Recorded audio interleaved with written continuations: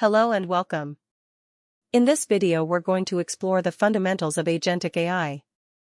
This is essential knowledge if you're interviewing for senior technical roles or building modern AI systems. We'll cover what agentic AI is, why it matters, and how it differs from traditional AI systems. Let's begin. First question.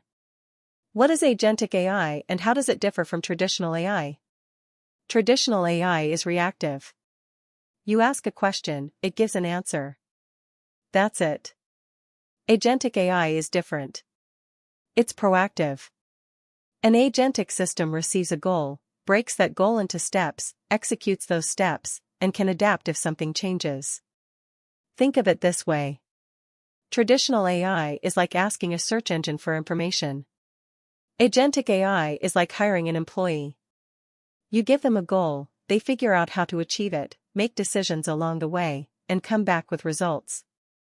The key difference is autonomy. Agentic systems don't just respond. They reason, plan, act, and learn. This matters because many business problems require action, not just answers. Processing customer complaints, managing data pipelines, analyzing financial documents. These require the system to do things, not just explain things.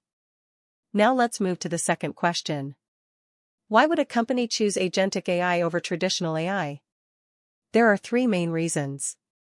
First, automation of complex workflows. Traditional AI handles single tasks.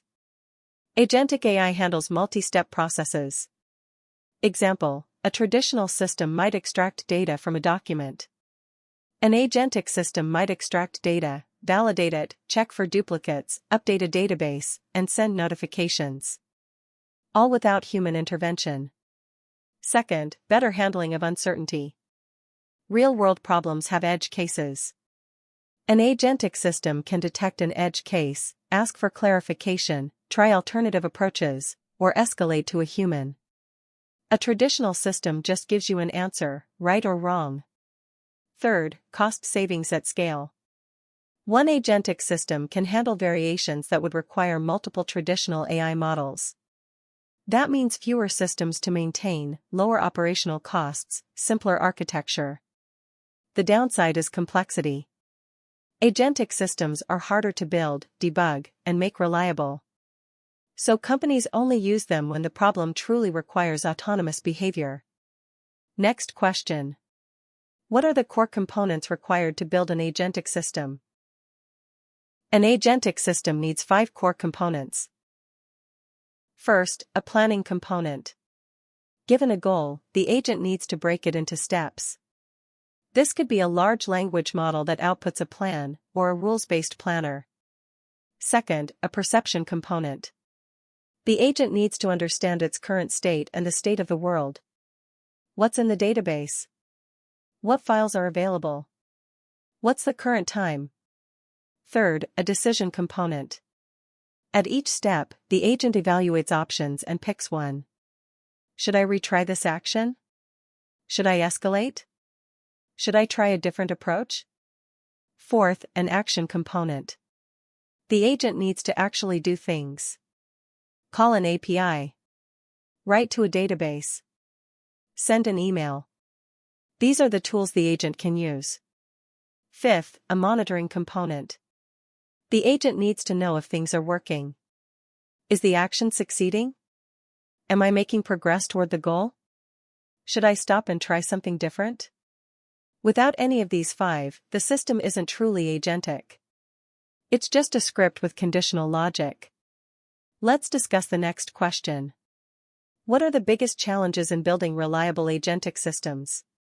There are 3 main challenges.